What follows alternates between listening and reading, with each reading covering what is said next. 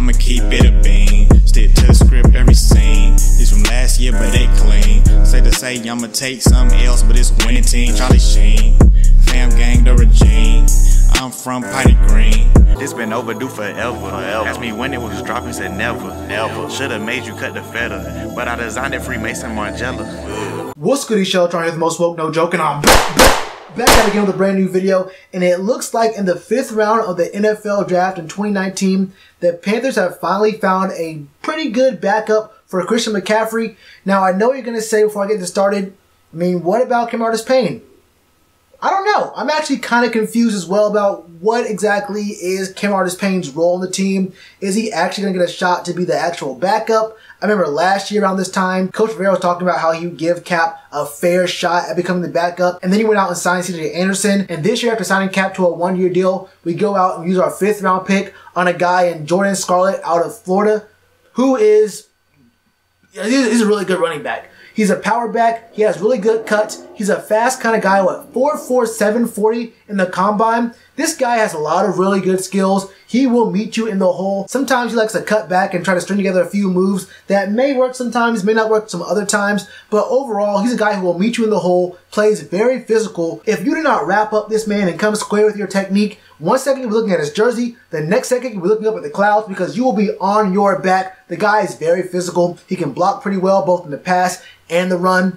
The one biggest issue for Jordan is that he is no threat at all in the passing game.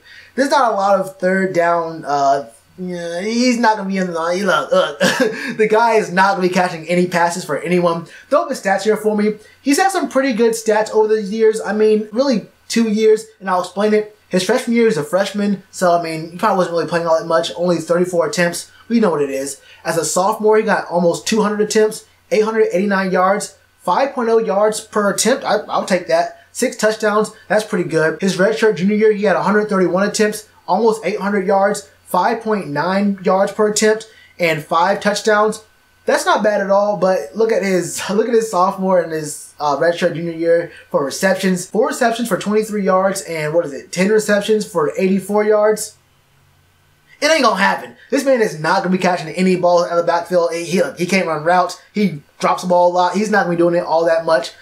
If it happens, don't bet your money on him catching too many balls out of the backfield. But that's not his role. He plays very well in what his role is going to be. That's going to be him being a change of pace kind of guy, not a speedy kind of guy, not an elusive kind of person. He is a bull rush kind of dude, low shoulder, hit stick kind of guy who has one of the best jump cuts in this draft. In my opinion, he's a backup guy through and through. I don't know if I see him being a 1-2 punch, like the Saints have for the last couple years, or like the whole, J. Stu, D. Will kind of situation we had for a long time here in Carolina.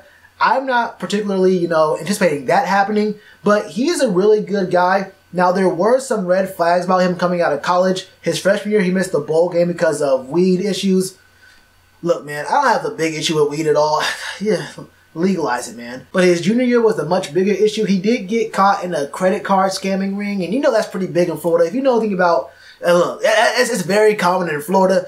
Maybe some character issues there, but he made a mistake. He's resolved his issues, man. I think he's going to be a good fit for the team. He'll be a really good backup for Christian McCaffrey. And if he can take, I'd say, 20% of the rushes from last year, make sure we can extend Christian McCaffrey's career as long as we can, I'm cool with that. This is a good pick. Now, a lot of scouts had him going 6th, maybe 7th round. There were some scouts saying he'd be a UDFA just based off the personal issues alone. And, him being a one-dimensional kind of backup guy.